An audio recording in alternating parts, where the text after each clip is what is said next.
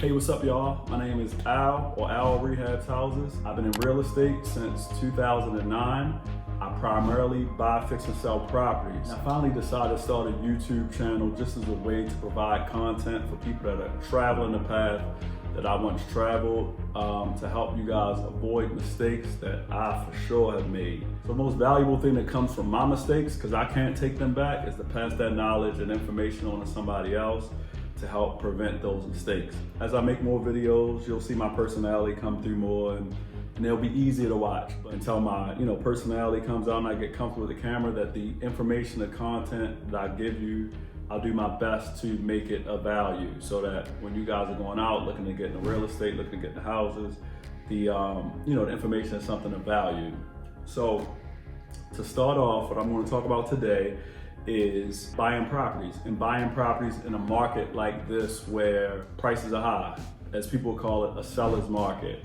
A seller's market is one where the market tends to favor the people selling the houses over people buying houses.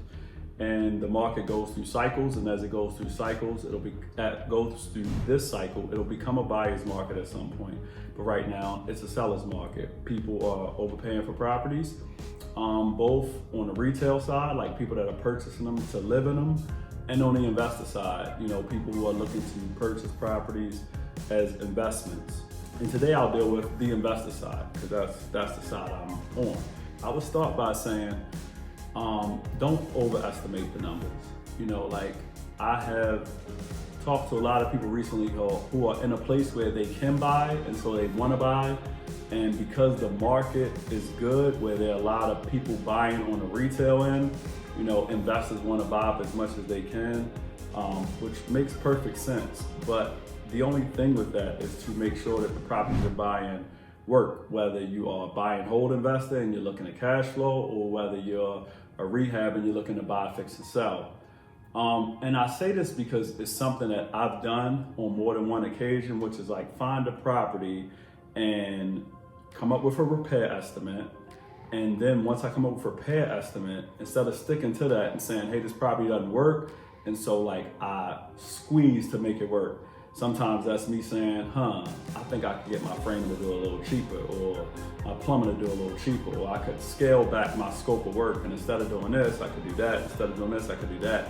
And then I'll keep on dwindling that number down on the rehab side until it works. And like I said, the market will change. The market will go up and it will go down. I started this business in 2009, and that was like right at a recession point. I did my first house, I sold it. After that, I lost like what I did have, and went from that to nothing, like sleeping on my friend's couch. I was like going through a divorce. A lot of things came with it. A lot of it depends on when you start. So like now me, because I started in a market where it was down, even like a huge slowdown in the market where you may lose 10 or 15%, I've always looked at it as like a huge negative, because when I started 2009, a few years later, I didn't have, didn't have a place to live in. And so I associate corrections in markets or recessions with something negative. But after having a few conversations with like my mentors who have been in real estate for 20, 30 plus years, I've learned that with them, they don't look at it the same. Like they don't look at corrections in markets or changes in markets as being something that's totally negative. Actually look at it the other way. So while I'll go to them and I'm like, hey, do you think a recession is coming? Do you think the market is done? How many more years do you think we have in this cycle? Like those are the kind of questions that I ask them. And the response has been, and this is interesting to me, it took me a few times to hear this to really understand it, that, it's something that they are looking forward to in a sense, and not in the sense of people losing their properties or people getting foreclosed on and things like that, but it's just like they know that the most opportunity is buying low and selling high, versus someone like myself who came in the market at a bad part, who looks at it like once the market goes into a correction or recession, it's always a bad thing.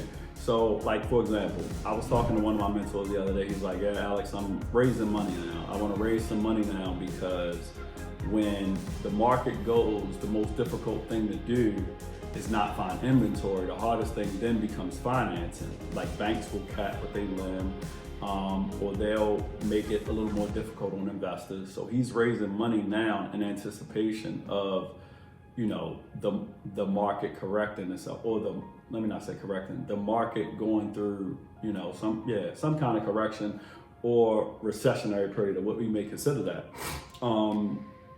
And so I say that to say that we have to change the way that we look at things sometimes, especially for investors who are looking to buy and hold properties more than renovate. Because if you're buying and holding, you're looking to buy cheap, you're not looking to sell it anyway. So as long as the property is cash flowing when you get it and the numbers work for, you know, what you're looking for, then it makes sense to buy at the bottom, you know, and then hold on to that property through its appreciation, and then, you know, do it that way. And even if you're renovating properties, it's not like when the market is at its low, it's never people buying.